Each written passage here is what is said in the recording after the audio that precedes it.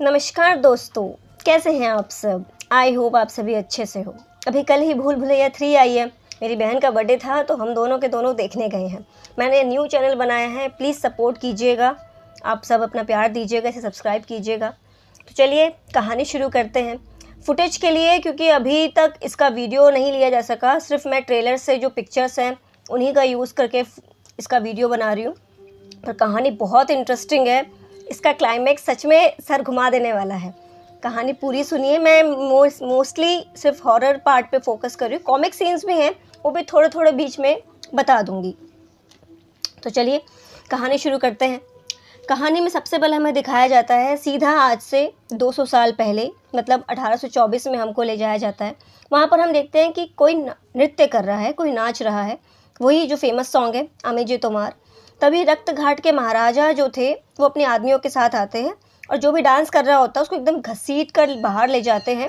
And then एक mask वाला कोई आदमी आता है और जो भी नाचने वाला था या नाचने वाली थी, जो भी नृत्य कर रहा था, उसको सूली पे चढ़ाकर, मतलब उसको फांसी पे चढ़ा के उसको एकदम जला देते हैं।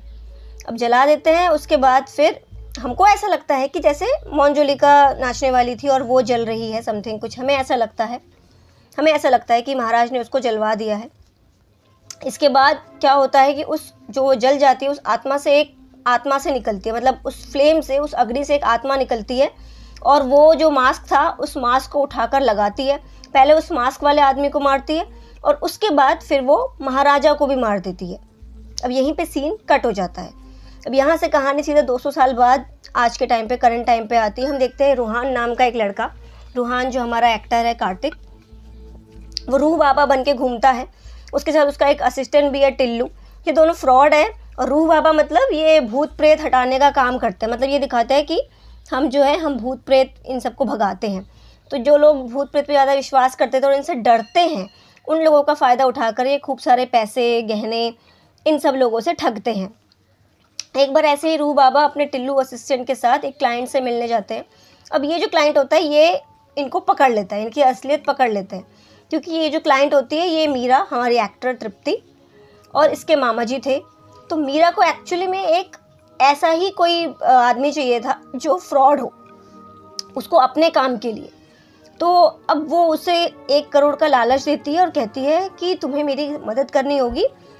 हमारे यहाँ पे एक बहुत बड़ा महल है, हम राजघराने से हैं, मैं तुम्हें 1 करोड़ दूंगी। तुम्हें उस महल में बस ये बताना है लोगों को जा करके कि इसमें जो भी आत्मा थी, प्रेत था, जो भी था, उसको भगा दिया है। ठीक है। अब 1 करोड़ का नाम सुनते ही वो रेडी हो जाता है और वो उस मीरा के साथ रक्त घाट के लिए चल पड़ते हैं। अब यहाँ पर एक आप चीज़ देखेंगे कि ये लोग लोकल ट्रेन, मतलब एकदम जनरल वाला जो होता है ना डिपार्टमेंट, उसमें से ये लोग ट्रैवल करके जा रहे होते हैं। तो पहले तो हमें भी लगता है राजघराने से और जनरल डब्बे में जा रहे हैं, मतलब रिजर्वेशन भी नहीं है। फिर हम वहाँ जाकर देखते हैं कि जो इनका जो फैमिली है वो एक तबेले में रहता है। राजघराना तो क्या ही कहें, एक तबेले में रहता है। इनको खाने के लाले पड़े हुए हैं, रोटी पे ये लोग झगड़ जाते हैं क्योंकि इनकी हालत इतनी खस्ता है। अब ये सब देखकर जो हमारा एक्टर है वो सोचता है कि मुझे 1 करोड़ रुपए कहाँ से देगी, इनके पास तो खुद के खाने के लाले पड़े हुए हैं। इसके बाद तब मीरा उसे कहती है कि यहाँ से वो जो तुम्हें महल दिख रहा है, उस महल में सबको ये लगता है कि इसमें भूत है, प्रेत है, कुछ है, तो तुम्हें उस महल को रिलीज़ करवाना है, लोगों के दिमाग से ये चीज़ें निकलवानी है जिससे वो महल बिक जाएगा और वो महल 1000 करोड़ में बिकेगा। उसमें से फिर मैं तुमको 1 करोड़ दूंगी। अब ये बातें सुनते ही वो मान जाता है, वो तो वैसे ही फ्रॉड था। तो ठीक है, अब ये लोग चलते हैं। अब मीरा कहती है आज रात मेरे साथ उस महल में चलना। अब जब ये लोग उस महल में जाते हैं तो उनको वहाँ पे उस महल में राजपुरोहित जी मिलते हैं। राजपुरोहित जी बताते हैं कि आज से 200 साल पहले रक्त घाट के जो भी महाराजा थे उनकी एक पुत्री थी मंजुलिका, जो हर चीज़ में अव्वल थी, मतलब शस्त्र हो, शास्त्र हो, नृत्य हो, इन सब में पारंगत थी, बहुत ही अच्छी थी, शस्त्र बहुत अच्छे से चलाती थी, उसका निशाना बहुत ही अचूक था। फिर महाराज को अपनी दासी से भी एक पुत्र होता है, महाराज के अपनी दासी के साथ अफेयर था, उनका एक पुत्र होता है जो देवेंद्र नाथ होता है।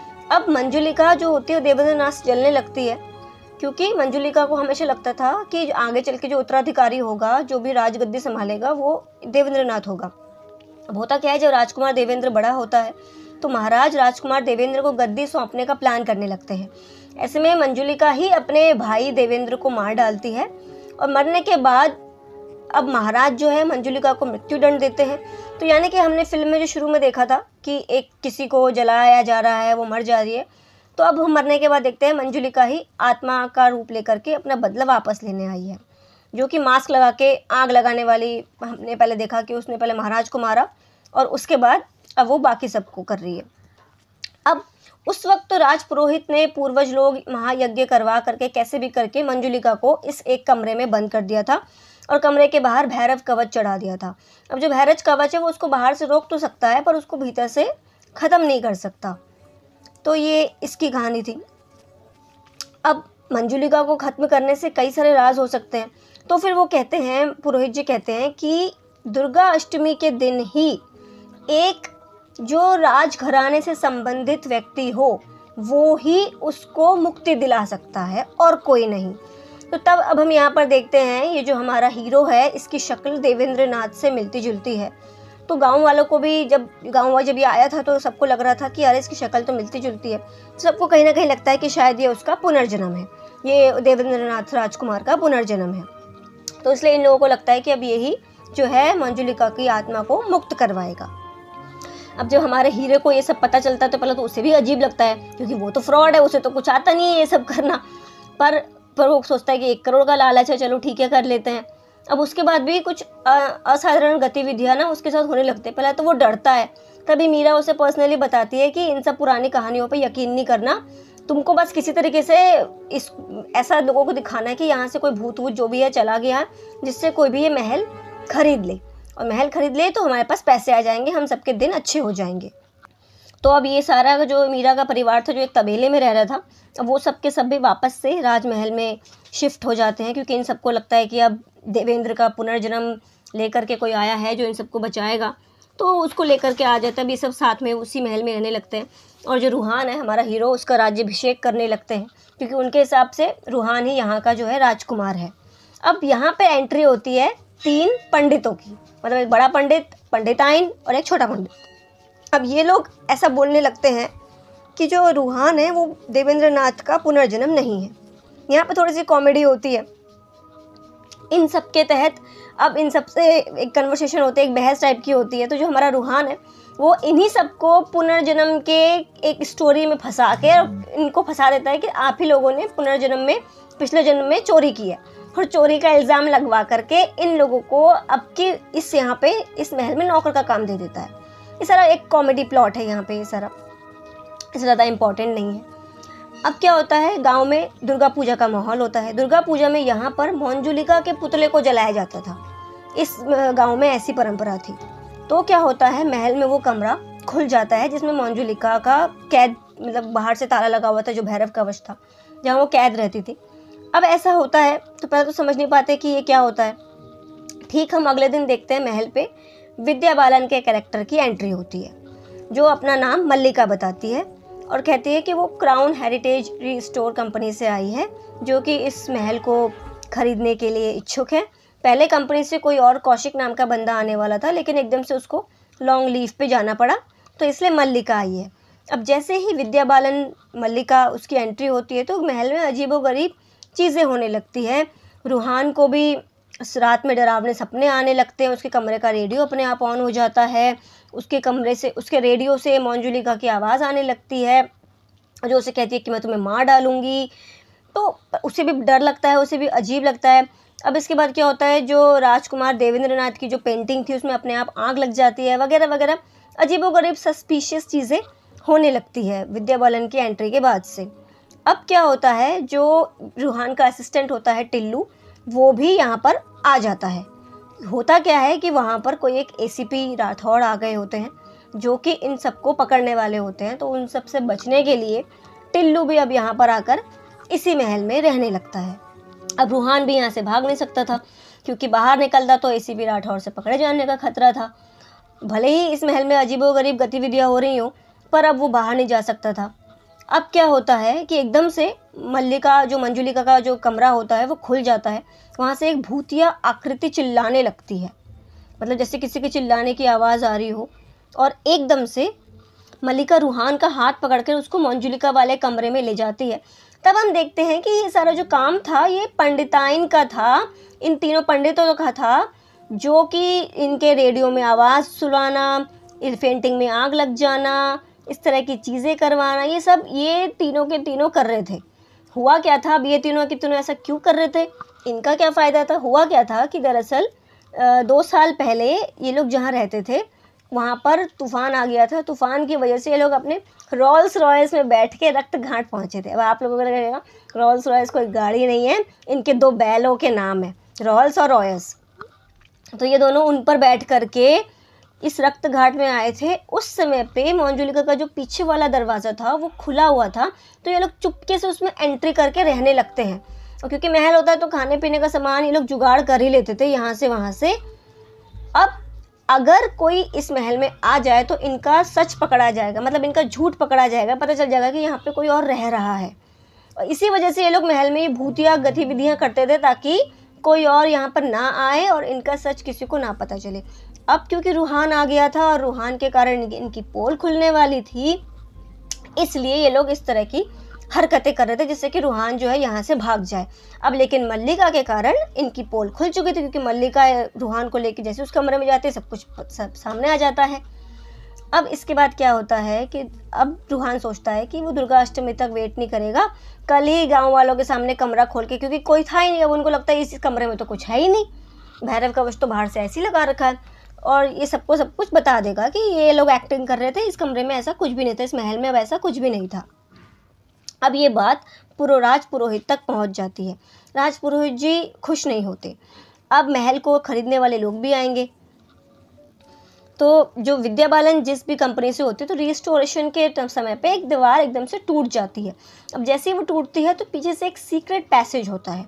अब इस पैसेज के अंदर ये लोग जैसे जाते हैं तो देखते खुफिया तहखाना सा है, और जहाँ पर इनको नज़र आता है एक और दरवाज़ा, एक और खुफिया दरवाज़ा जिसके बाहर भैरव कवच लग रहा था। अब यहाँ पर आता है ट्विस्ट।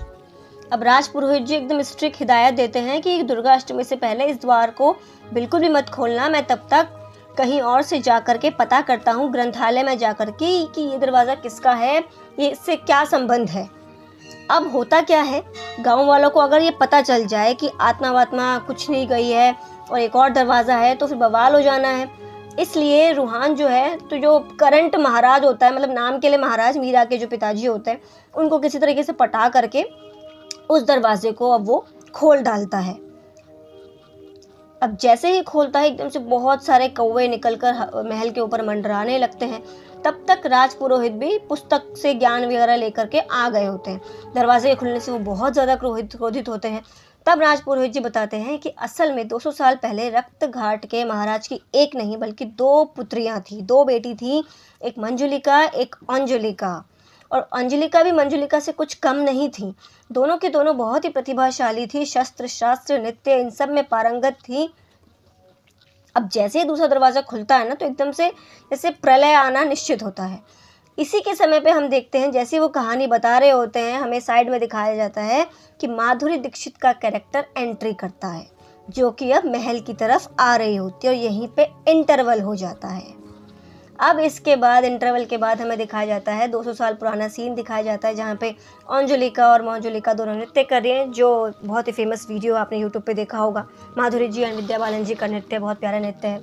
ये वाला गाना दिखाया जाता है, दोनों की दोनों नृत्य कर रही होती हैं, और महाराज घोषणा कर देते हैं कि उनका अगला उत्तराधिकारी उनका बेटा, उनका पुत्र देवेंद्र नाथ होगा, जो कि गद्दी संभालेगा। अब ये सुनते ही अंजुलिका मंजुलिका दोनों की दोनों एकदम ईर्ष्या से जल भुन जाती हैं। अब हम यहाँ पे देवेंद्र नाथ की पत्नी को भी देखते हैं, जिनकी जो शक्ल है वो थोड़ी थोड़ी मीरा से मिलती है। मीरा मतलब हमारी तृप्ति। अब क्या होता है कि करंट में जो माधुरी दीक्षित जी आई हैं, जिनके कैरेक्टर की एंट्री हुई हैं, वो अपने आप को सूर्यगढ़ की महारानी मंदिरा देवी बताती हैं, और मंदिरा देवी भी इस महल को खरीदना चाहती थी। अब इसके बाद हम मल्लिका और मंदिरा दोनों को आमने सामने देखते हैं, विद्या बालन जी एंड माधुरी जी, जहाँ दोनों एक दूसरे का गर्दन पकड़ लेती हैं। इस सीन को देखकर ऐसा लगता है जैसे ये दोनों ही अंजुलिका मंजुलिका हैं। इनफैक्ट जैसे ये दोनों मिलती हैं, महल से एकदम से अजीबोगरीब आवाज़ें आने लगती हैं, अजीबोगरीब गतिविधियाँ होने लग जाती हैं। अब जो मंदिरा है, मतलब माधुरी जी, वो भगवान को नहीं मानती, इसलिए अब ये दोनों के दोनों मेले में जाते हैं, मंदिरा और मल्लिका। इन दोनों में एक छोटा सा वॉर जैसा कुछ होता है, तो वहाँ पे रस्सी ही टूट जाती है। मतलब दोनों में से कोई नहीं हारती, दोनों ही बहुत ज़बरदस्त होती हैं। अब यहाँ पे एक छोटा सा फ़नी सीन बता दूँ, क्योंकि विजय राज जी यहाँ पे राजा बने हैं। आप लोगों को विजय राज जी की वो कौवा बिरयानी वाला जो रन मूवी में उन्होंने किया था वो याद होगा। तो यहाँ पे भी क्या होता है, जब ये महल से बहुत सारे कौवे उड़ रहे होते हैं ना, तो ये सारे कौवे मर गए होते हैं। अब इसके बाद क्या होता है, ये प्रजा को इसी कौवे की बिरयानी बना के खिला देते हैं। शायद ये चीज़ उसी को रिप्रेजेंट करने के लिए ऐसी दिखाई गई थी। ये थोड़ा सा एक कॉमेडी फैक्टर इसमें डाल दिया गया है। अब इतने में जो विजयराज जो राजा बने हैं वो कहते हैं कि तुम्हारा काम हो गया, तुम 1 करोड़ का चेक लेकर यहाँ से निकल जाओ।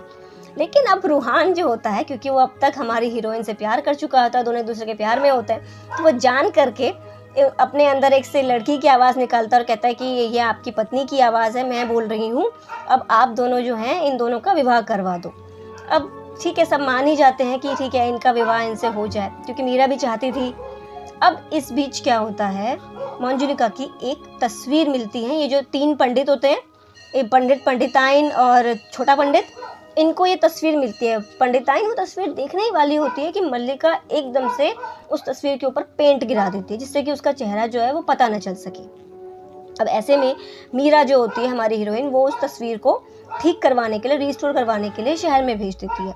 अब इतने में एक असाधारण गतिविधि ये होती है कि मामा जी, जो यहाँ पे मामा जी हैं, उन पर एक शाही ड्रेस, मतलब एक पुरानी सी राजघराने की एक ड्रेस होती है, ड्रेस हमला कर देती है। मतलब सीन हमको ऐसे दिखाया जाता है कि जैसे कि ये हमला मंदिरा या फिर अंजुलिका करवा रही है। खैर, मंदिरा 1000 करोड़ में ये महल खरीदने के लिए तैयार हो जाती है, लेकिन उसकी शर्त यह है कि वो दुर्गा अष्टमी के दिन ही डील क्लोज करेगी। वैसे तो वो दिखाते हैं कि वो पूजा पाठ में नहीं मानती, लेकिन वो कहती है कि दुर्गा अष्टमी एक शुभ दिन है, वो उसी दिन ये डील क्लोज करेगी। अब इसके बाद क्या होता है, अब ये जो पूरी की पूरी रॉयल फैमिली इस महल में रह रही थी, इन सबको तो पता चल चुका था कि इस महल में अभी भी भूत है। अब 2 दिन बाकी थे दुर्गा अष्टमी के आने में। ऐसे में वो जल्द से जल्द चाहते थे कि बस ये महल बिक जाए। तभी सीन में एंट्री होती है विक्की खन्ना नामक एक कैरेक्टर की। विक्की खन्ना तुरंत 1000 करोड़ देकर महल खरीदने के लिए तैयार हो जाता है। वो चाहता था, तो बस करंट महाराज जो होते हैं वो मान जाते हैं। वो कहते हैं कि ठीक है, महल जो है विक्की खन्ना को ही दिया जाएगा। और विक्की खन्ना महल को रीडिज़ाइन करना चाहता था। इनफैक्ट वो महल का सिंहासन भी अपने साथ ले जाना चाहता था, अपने ड्राइंग रूम में लगाने के लिए। उसी रात क्या होता है, विक्की खन्ना की कार पे वही मास्क वाला, जो हमने शुरू में देखा था, एक मास्क वाला आत्मा, वो उस पर अटैक कर देती है और महल का सिंहासन भी अपने आप महल में वापस आ चुका होता है। और तब अजीबोगरीब चीज़ें होती हैं। तब मीरा का एक दिखाते हैं, मल्लिका भूतिया अंदाज में चिल्लाती है कि ये सिंहासन उसका है, उसे कोई हाथ नहीं लगा सकता। और वो एकदम ऐसे उसे उठा भी लेती है एकदम से सिंहासन को, ऐसे हाथ में एकदम से करके। और तब मीरा ये बातें सभी को बाहर बताने ही जाने वाली होती है, क्योंकि मीरा ये सब देखती है कि मल्लिका ये सब कर रही है। लेकिन तभी वो एकदम से बाहर जाकर देखती है कि अरे मल्लिका तो वहाँ सबके साथ बैठी है, तो वो पीछे कौन था। अब यहाँ जैसे सबको पता चलता है कि विक्की खन्ना मर गया है, मंदिरा जो होती है वो विक्की खन्ना की मौत पे एक अजीब तरह से हंसती है, अजीब सी स्माइल देती है और अपना डील इन्हें देती है कि दुर्गा अष्टमी के दिन ही अब ये डील क्लोज होगी। अब यहाँ पे महल में सबको पता लग जाता है कि मंदिरा और मल्लिका ये दोनों ही बहुत अजीब तरीके से बिहेव कर रही है। मतलब ये दोनों के दोनों नॉर्मल तो नहीं है। इवन मल्लिका और मंजुलिका एक ही हैं, या ये दोनों की दोनों बहनें ही, इन दोनों में से कोई ना कोई एक मंजुलिका है। ये रूहान और मीरा को लगभग पता चल जाता है। इवन रूहान को तो ऐसे सपने आने लगते हैं रात में कि मल्लिका और मंदिरा दोनों की दोनों बहनों की तरह खेल रही हैं और खुद ही को मंजुलिका बता रही हैं। फिर रूहान को मास्क वाला घोस्ट भी दिखाई देता है और तभी वो अपने कमरे में मीरा को देखता है, जो अजीब तरीके से हंसती है। इस पॉइंट पे रूहान, मीरा को भी शक होने लग गया था। एकदम से वो उसको हिलाता है, क्योंकि जैसे वो किसी और के कंट्रोल में आ गई हो। वो एकदम से उसको हिलाता है ताकि उसके अंदर से वो चीज़ चली जाए। अब रूहान बुरी तरह से डर जाता है। अब वो टिल्लू को लेकर के यहाँ से भागने की सोचता है कि नहीं, अब वो यहाँ से भागेगा। वो भाग ही रहा होता है, लेकिन वो घूम फिर कर अगेन यहीं पहुँच जाता है। ये है भूल भुलैया, वो जितनी बार भाग कर जाए वो उतनी बार वापस वहीं पहुँच जाए। अब यहीं पे साथ साथ में वो जो 3 पंडित होते हैं, पंडित, पंडिताइन, छोटा पंडित, ये लोग भी भागने की कोशिश में लगे होते हैं। इसी भक्त में जो एक छोटा पंडित होता है वो खाई में गिर जाता है। अब दुर्गा अष्टमी में सिर्फ एक ही दिन बचा है। अब इसी पॉइंट पे राज पुरोहित जी दैवीय तेल लेकर के आते हैं और बताते हैं कि इसी तेल से पुराने समय पे इनको बांधा गया था। फिर पुरोहित जी रूहान से कहते हैं कि मुझे तुम्हारा सच पता है कि तुम कोई भूत वूत नहीं भगाते हो, पर क्योंकि हमें पूर्वजों की बात में भी भरोसा है कि कोई पुनर्जन्म लेकर ही मंजुलिका को हमेशा के लिए ख़त्म करेगा, तो इसलिए सबको ये लग रहा होता है कि जो रूहान है वो देवेंद्र नाथ ही है, पुनर्जन्म लेकर के वापस आया है। अब ये दैवीय तेल लेकर के राज पुरोहित जी आते हैं। अब यहाँ पे एक छोटा सा कॉमेडी सीन होता है कि ये जो दैवीय तेल होता है ना, ये पंडिताइन ये लोग सब के सब अपने बालों में लगा लेते हैं जिससे कि जुएँ मर जाएं। अब जैसे कि पहले बताया था कि मीरा एकदम से पसेस हो गई थी, तो वो आके बताती है कि वो मंदिरा के साथ बैठी हुई थी। अब दुर्गा अष्टमी आ चुकी थी, तो वो मंदिरा को एकदम से पूछने के लिए जाता है और उस पर मंजुलिका होने का इल्ज़ाम भी लगाता है। तभी एकदम से मल्लिका भी आ जाती है और मंदिरा पे हमला कर देती है। जैसे कि एकदम दोनों में सुपर नेचुरल पावर आ जाती है और दोनों की दोनों ऐसे उड़ती है, खंबे पे चढ़ती हैं, इस तरह की हरकतें करती है, एक दूसरे के बाल पकड़ लेती हैं, इस तरह के चिल्ला, मतलब एक तरफ मल्लिका चिल्ला के कहती है कि आमी मंजुलिका, वहीं पे मंदिरा चिल्ला के कहती है कि आमी मंजुलिका। अब इस तरह की दोनों ये चीज़ें करने लगती हैं। तभी रूहान क्या करता है, वो जो दैवीय तेल का घेरा सा बना होता है वो बना देता है और उसमें आग लगा देता है और एकदम से कूद के वहाँ से बाहर निकल जाता है। अब यहाँ पे क्या होता है, मल्लिका को उस घेरे में फंसा दिया। मल्लिका के फंसते ही मंदिरा का असली चेहरा एकदम से सामने आता है और वो सुपर नेचुरली सब पे हमला करना शुरू कर देती है और मंदिरा बोलने लगती है कि वो मंजुलिका इनफैक्ट एकदम से जाके वो थ्रोन पे भी बैठ जाती है। अब मंदिरा यहाँ राज पुरोहित पे भी हमला कर देती है। अब यहीं पे एक फ़नी सा सीन आता है, वो जो छोटा पंडित तीसरा पंडित गिर गया होता है ना खाई में, तो वो एकदम से वापस आता है और वो पता है उस टाइम में वापस आता है। अगर आप लोगों ने वो जवान देखी हो, जैसे शाहरुख खान आता है ना, वो एकदम पट्टी वट्टी सारा लगा करके, तो इसमें वो बिल्कुल वैसे ही आता है। इवन बैकग्राउंड म्यूज़िक भी कुछ वैसा ही था, तो ये पता नहीं क्यों वैसा कुछ लुक दिया गया है इसमें। यहाँ पे ये थोड़ा सा कॉमिक पार्ट है यहाँ पे, पर उसकी मेमोरी चली गई होती है, मतलब वो याददाश्त भूल चुका होता है कि वो कौन है क्या है। अब इतने में वो जो पेंटिंग थी जो मीरा ने शहर भेजी थी रिस्टोरेशन के लिए, वो आ जाती है। अब जैसे ही वो उसमें चेहरा देखते हैं, तो क्योंकि एकदम से जैसे वो चेहरा देखते हैं तो उसमें मल्लिका का चेहरा था। अब यहाँ पे सबके सब कंफ्यूज हो जाते हैं कि रियल मंजुलिका कौन है। तभी मल्लिका मंदिरा दोनों के दोनों अपने होश में आती है और कहती है हम दोनों में से तो कोई भी भूत नहीं है। वो दोनों एकदम से सामने आके अपनी असलियत बताती है कि हम उस मास्क वाले एंटिटी को तभी हम सामने आते हुए देखते हैं। ये आत्मा किसी और की नहीं बल्कि राजकुमार देवेंद्र नाथ की थी। ये है इस कहानी का सबसे बड़ा ट्विस्ट कि असल में जो आत्मा थी वो मंजुलिका की नहीं बल्कि राजकुमार देवेंद्र नाथ की थी। ये यहाँ का सबसे बड़ा ट्विस्ट है। अब यहाँ पे होता क्या है, अब कहानी जाती है 200 साल पहले। उस समय पे जाती है जब महाराज ये घोषणा कर देते हैं कि देवेंद्र नाथ उनका उत्तराधिकारी होगा। अब इससे मंजुलिका दोनों की दोनों बहुत जलने लगी, तो दोनों जलन में चाकू लेकर देवेंद्र नाथ को मारने जाती है। लेकिन जैसे ही वो देवेंद्र नाथ के कमरे में जाती है, वो देखती है कि देवेंद्र तो लड़कियों की तरह श्रृंगार करके आमी जी तुम्हार इस गाने पे नृत्य कर रहा है। अब यहाँ पे क्या होता है, ये भी एक ट्विस्ट है कि वो था तो लड़का लेकिन उसके अंदर हरकतें थी लड़कियों वाली। मतलब आज के समय पे हम जिसे कहते हैं ना ट्रांसजेंडर या गे कह लीजिए, जो भी कह लीजिए। अब वो उस टाइम पे ये बड़ी ही शर्म वाली बात मानी जाती थी कि पुरुष होकर कोई स्त्रियों की तरह चीज़ें कर रहा है। अब यहाँ पर क्या होता है, ये दोनों बहनें उसको एक झूठा सपोर्ट दिखाती हैं। कहती है कि हम गाएंगे, तुम अच्छे से नृत्य करके दिखाओ, बहुत अच्छी बात है, तुम नृत्य करते हो, ये है सो है।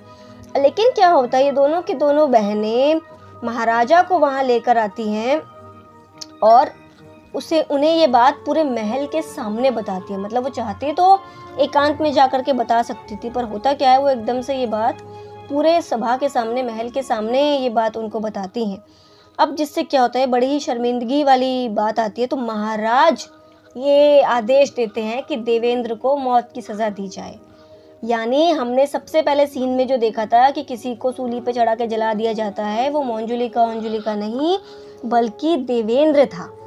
अब क्योंकि महाराज ने देखा कि वो चाहती तो अकेले में आके बता सकती थी, तो अपने दोनों की दोनों बेटियों को भी सज़ा देते हैं कि तुमने मात्र गद्दी के लालच में सबके सामने ये बात इस तरीके से बताई। अब महाराज को लगता है उनके तीनों के तीनों बच्चों में से कोई भी गद्दी के लायक नहीं है, तो वो क्या करते हैं, इन दोनों को देश निकाला दे देते हैं कि तुम दोनों यहाँ से चली जाओ। फिर वो दोनों यहाँ से चली जाती है। तो ये जो दोनों हैं, मंदिरा और मल्लिका, ये दोनों पुनर्जन्म है मंजुलिका और अंजुलिका का। अब जब महाराज इन दोनों को देश निकाला देते हैं ना, फिर महाराज खुद ही यहाँ पे एक झूठी कहानी गढ़ते हैं प्रजा को बताने के लिए। वो प्रजा को ये बताते हैं कि मंजुलिका ने देवेंद्र को मार दिया और इसलिए मंजुलिका को सूली पे चढ़ा के जलाया गया, और अंजुलिका के बारे में तो मतलब फिर धीरे धीरे इतिहास से नाम ही हटा दिया गया। इस तरीके से ये कहानी महाराज ने खुद ही गढ़ी थी। अब जो मास्क वाला आदमी था, ये वही देवेंद्र था जो मरने के बाद जिसकी आत्मा जो है भटक रही थी। तो अब यहाँ पर आता है कि दो दो कमरे क्यों?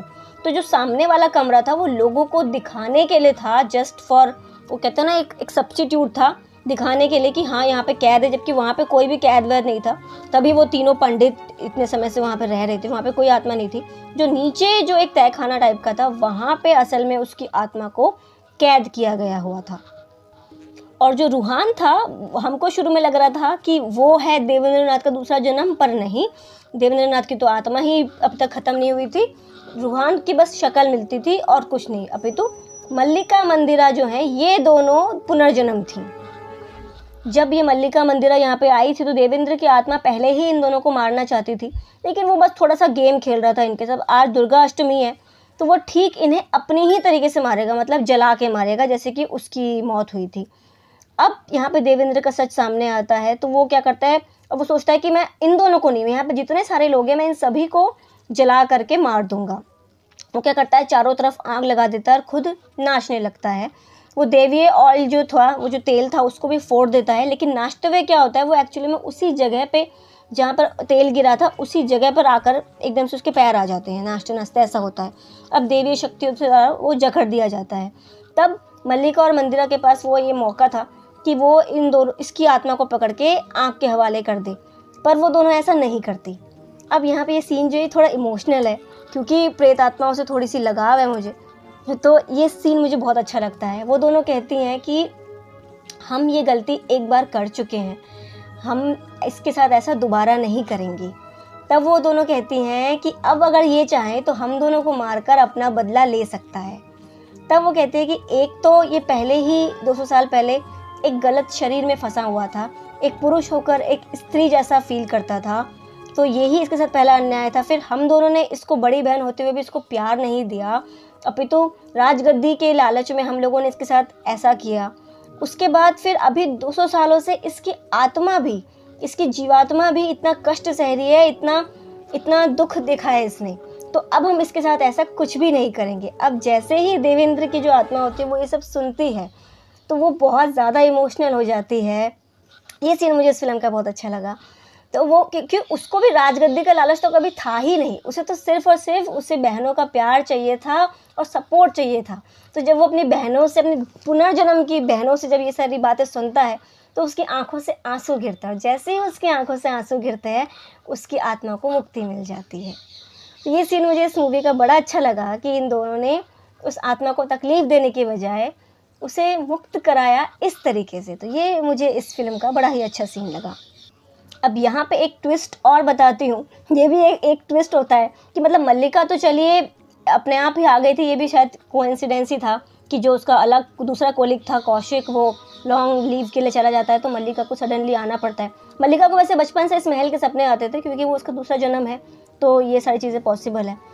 अब यहाँ पे जो मंदिरा है, मंदिरा का असली नाम मंदिरा नहीं होता, बल्कि वो ही असल में ACP राठौड़ होती है। वो ही यहाँ पर इन धांधली करने वालों, इन लोगों के पीछे पड़ी होती है। इन लोगों को ढूंढने के चलते वो यहाँ पर पहुँचती है और अपना नाम बदल कर इस तरह की चीज़ें करती है। तो ये भी एक बहुत बड़ा ट्विस्ट था इस फिल्म का।